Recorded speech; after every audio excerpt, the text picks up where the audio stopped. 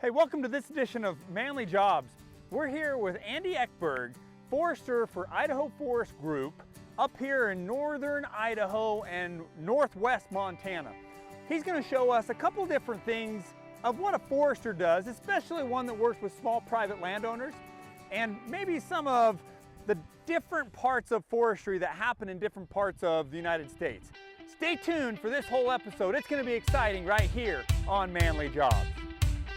We headed up the Yak River in northwest Montana to get a great look at what a forester does. And he had so many things to show us that we get to share with you during this exciting episode right here on Manley Jobs. Hi, my name is Andy Eckberg. I'm a forester with Idaho Forest Group. I've been working with Idaho Forest Group for 32 years. Well, one of my jobs here is to work with private landowners to help manage their timbered lands.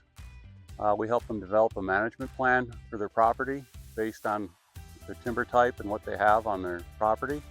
Also based on their individual goals and objectives that they have for the forest, whether that be wildlife or whether that be for generating logs for income, and whether it be for just the aesthetics of the forest. Based on what's growing, we can help them develop a management plan to help manage their timberlands. Due to the conditions of the forest, Andy has to work really hard to make sure each prescription and each site is treated very uniquely for what needs to be done there. What we did here is we promoted western larch on this site. It was already here, but we wanted to thin and release the larch.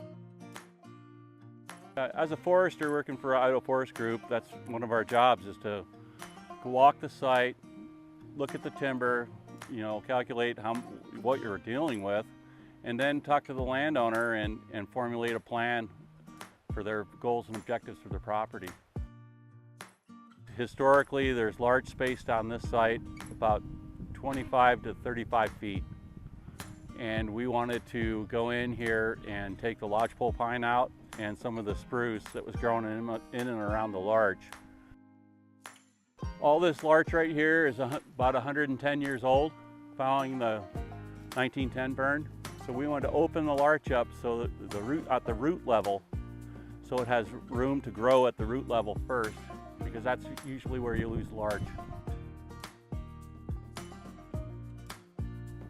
Well, as a forester, we love larch. We love to manage for it.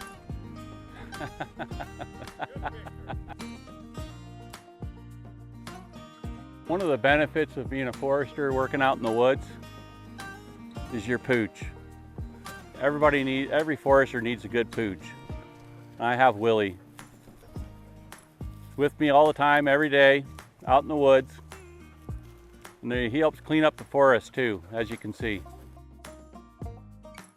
The joys in this occupation aren't just in the value of the trees. They're in where you go to work every day, who you go to work with, and what you actually get to see.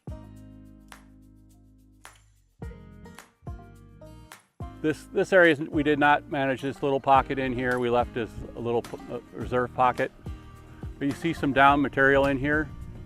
On some of the stands we managed, this is light compared to what we were facing from down lodgepole and spruce.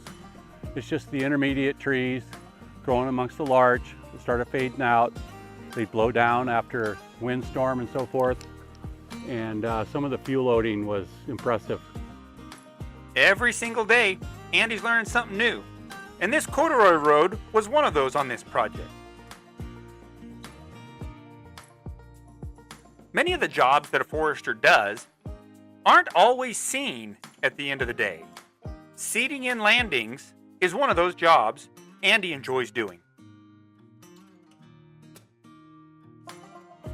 Most of the time, almost always, we're working with stands that have been managed in the past.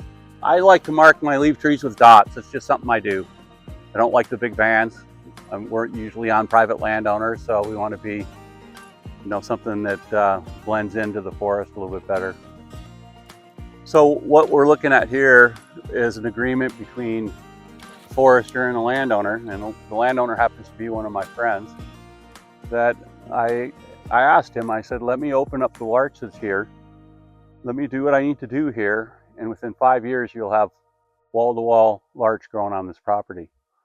And was it 5 years? It was close.